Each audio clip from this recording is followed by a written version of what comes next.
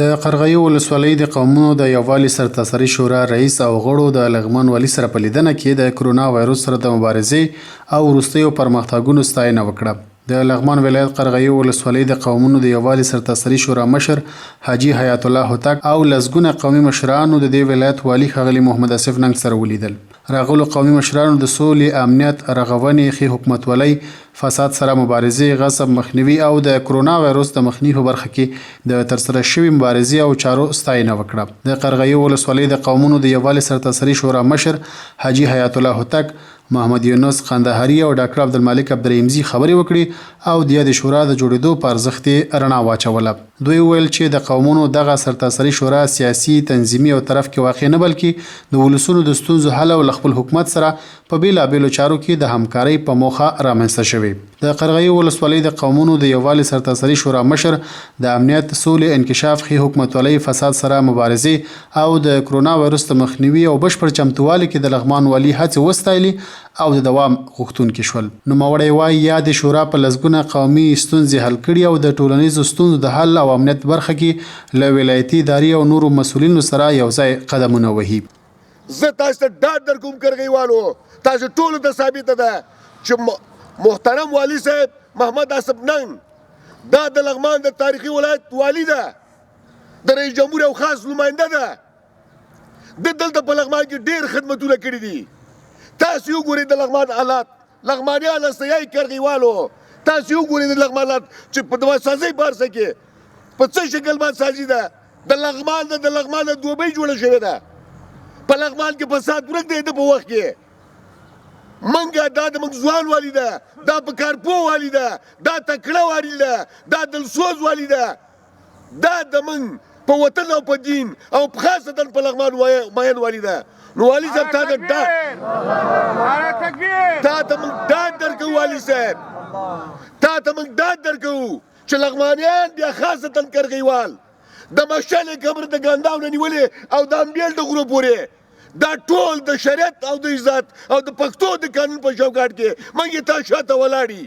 راغلو ویناوالو په خپلو خبرو کې یو ځل بیا ژمنه وکړه چې په ټوله معنا له خپل نظام، حکومت او ادارې سره ولاړ او د هغو وګړو مخنیوی به وکړي چې په لوی لاس ستونزې جوړوي.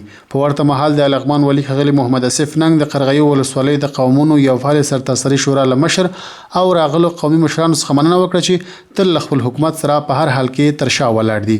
هغه د امنیت، سولې، ټولنیزو مسایلو حل او قومي منازعاتو په حل او فصل کې د قومي مشرانو او د سیمې متنفذینو په ارزښت خبرې وکړي. د شوراګانو نقش په سازندګۍ کې د ټولنو په رغونه د ټولنو کې په سمون کې، په اصلاح کې، په بهبود کې، په حل د منازعاتو کې، په ډیرو مسایلو کې دا ډیر اساسي ده او دغه نقشونه کم نه دي چې سړی پکې ستړیا وګالي.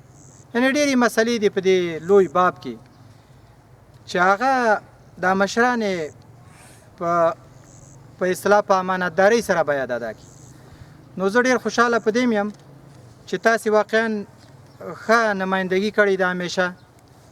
اوس هم زما عقیده ده د لکه د ډاکټر صاحب چې وفرمایل چې تاسې دا ډېره ښکلې خبره دا وه چې نه د چا په خلاف په ضد یو او نه په طرفداري یو، موږ د خپل وطن په طرفدار یو او د خپل قوم د منفعت لپاره یو. نو دا ډیره عظیمه خبره ده، معناداره خبره ده. نوموړي وویل چې تېره اونۍ د سرخکان ملي پارک چارې رسما پیل کړي چې ورسره به سلګونه وګړو او سوداګرو ته کاري اسانتیاوې برابرې شي. دلته انشاءالله چې د قرغۍ بڼه به ډیره بدله شي. اول دغه د ملي پارک مسله دا په 5 لویو اقتصادي زونونو کې یعنی یو له مهمو پروژو نه ده. یاد لرئ دغه مجلس د نشانی یو د افغانستان د لویو میله ځایونو نه به چې واحد لوی میله ځای وي، یعنی بې بدیله د کابل، بدخشان، د دنیا خلک به د لغمان به د دوی کور ګرځي په دا یو پارک باندې. دا لغمان به موږ داسې شناخت به ورکوو، موږ خو ډېر شی فکر کوو چې اوس دا لغمان ته کوم اعتبار ورکو. دا خو بندري ولایت نه ده، دا سرحدي ولایت نه ده، دا په وچه محاط ولایت ده، دلته د سیلابو ځای ده، ارزښتمندي یې څنګه لوړه کړو.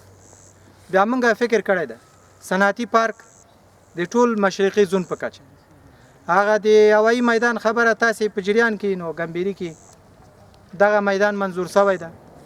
دا د ټول زون په کچه یو لوی مسله ده د ولایت لپاره. دا د ولایت ارزښت ډېروي، دا ډېر قیمت ورکوي زموږ ولایت ته. نور دا نورې پروژې چې ما تاسو ته یادې کړې لکه د سولر انرژي برق ده چې دا کابل ته هم برق ورکوي، 1.5 میګاواټ برق ده، یعنې د موږ ټولې منطقې ته دا به د خیر یو څه وي. خو بخصوص دا د پارک ملي مسله چې د رئیس جمهور خپله ډېره لویه آرزو وه، دې کې تقریبا موږ تر 1000 کاري فرصتونه د دکانونه او تجارتي محلات لرو.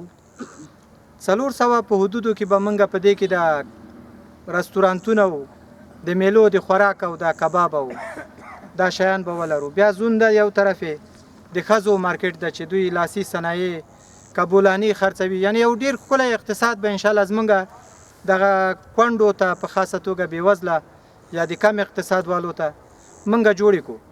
نو زما لپاره په دې کار کې زه دا پروژې چې تشریح کوم په دې کې خو زه یوازې دا کار نسم کړلی، دا خو ډېر دروند بوج ده. دا قوم کوای سي چې راسره ملګری سي. د لغمان والي د غراس په قرغۍ ولسوالۍ کې د یو شمېر سترو پروژو د چارو پیل په اړه هم یادونه وکړه چې ورسره به د یادې سیمې خلک په هرخیز ډول پرمختګ وکړي. ښاغلي ننګ راغلو قومي مشرانو ته ډاډ ورکړ چې د روغتیا، پوهنې، تاریخي او نوموتو ځایونو رغونې لړۍ به هم تیزه کړي. په قرغۍ کې 3-4 مسلې هم ده دي. اول دغه قرغۍ چې دا باید د ولسونو مدیریت پکې لا هم غټ سي. ډېرې غټې پروژې را روانې دي، ډېرې غټې پروژې. اوله کې دا صنعتي پارک د سږ کال منظور شو د خیروخیلو. دا یو عظیمه پروژه ده، یعنی بېسارې پروژه ده. دا د افغانستان په کچه ده، د لغمان په کچه نه، د دې ټول زون په کچه ده.